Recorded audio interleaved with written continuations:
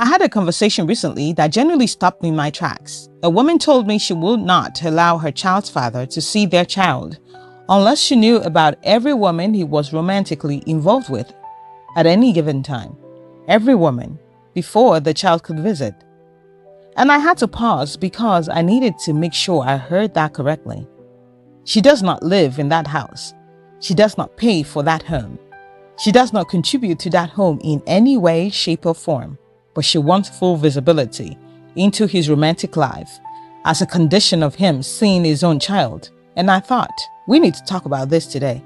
Welcome back to YinkusPepe Talks, real talk, real life with clear eyes. If you're new here, my name is YinkusPepe, and this is Yinkus Digest. Today's conversation is not comfortable, but somebody needed to say it. So here we are. Let's talk. So it begins with a choice. You chose this person. You chose to be in a relationship with them. You chose at some point, with full knowledge of who they were, to bring a child into the world with them, whether that was planned or unplanned, whether the relationship was good or bad, whether you stayed or left.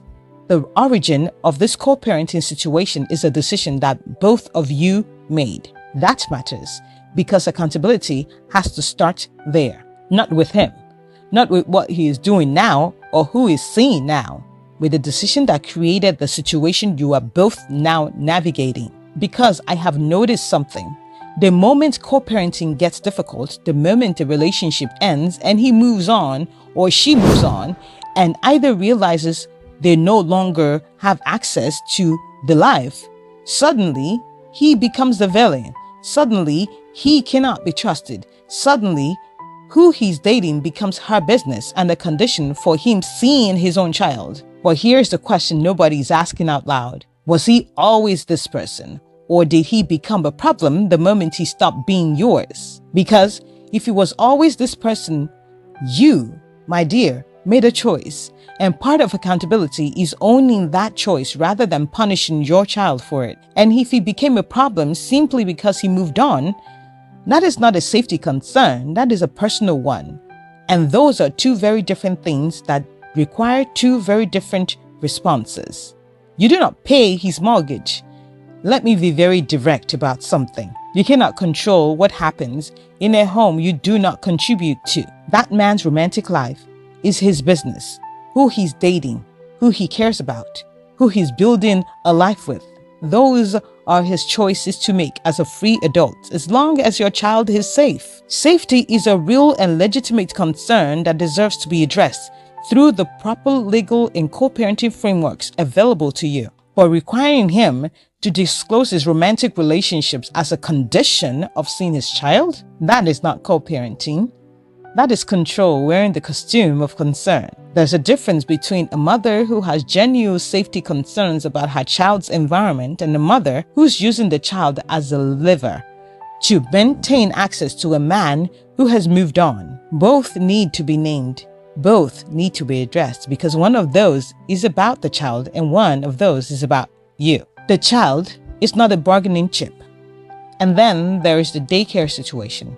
He offered to split the childcare cost down the middle, 50% each for their child. That is not a man trying to escape his responsibilities. That is a man proposing an equal and reasonable arrangement, especially because the child is also spending 50% of her time with him. She rejected it, and then she stopped the child from visiting the father.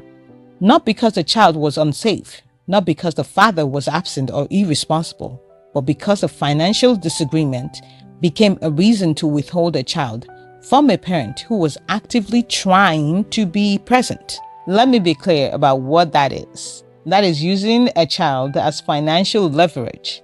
And the person paying the highest price is not him. It is the child who does not understand why they cannot see their father, who did not choose the situation, who just wants both parents present and cannot have that because the adults in their life have not yet decided to put them first. Your child did not choose this. Your child did not ask to be the currency in a dispute between two adults. Every time you withhold access to punish him for moving on, for spending his money the way he chooses, for living a life you are no longer part of, you are making your child carry a debt that is not theirs. I want to say something that is not easy to hear. Some of the controlling behavior that shows up in co-parenting situations is not actually about the child. It is about grief. It is about the specific pain of watching someone move on while you are still processing the end of what you shared. And that pain is real and it is valid. It deserves to be felt and processed and worked through. But it does not deserve to be placed on the shoulders of a child who just wants to be with their father. Grief belongs in therapy, in honest conversations with people who love you, in the private work of healing from something that hurt.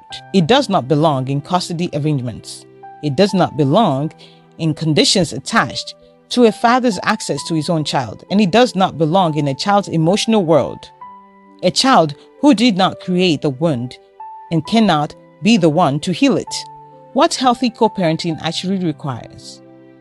Healthy co-parenting requires one thing above everything else: the ability to separate your feelings about the person from your commitment to the child you share. That is not easy. Nobody is pretending it is easy.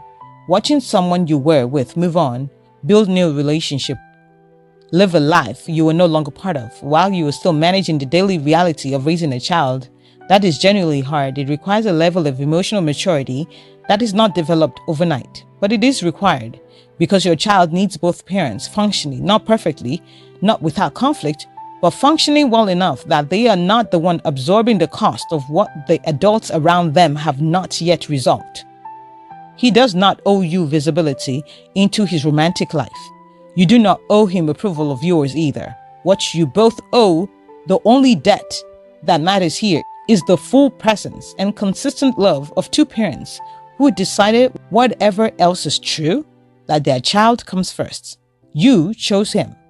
That choice created a child, and that child deserves a father who is present, not a father who has to pass an inspection of his personal life every time he wants to see his own son or daughter. You cannot control a home you do not pay for. You cannot use a child as leverage because co-parenting got hard, and you cannot rewrite the story so that he becomes the villain simply because he moved on and you have not yet moved on. Accountability starts with you, with the choices you made before the baby arrived, with the work you need to do now so your child does not pay the price for what you have not yet healed from. Your child is watching. Make sure what they are watching is a parent who puts them first, even when it was hard, especially when it was hard. Do better for them. Thank you so much for watching or listening on podcasts. If this conversation resonated with you, don't forget to like, share, and subscribe, and join the conversation in the comments below. And until next time, this is YinkusPepe.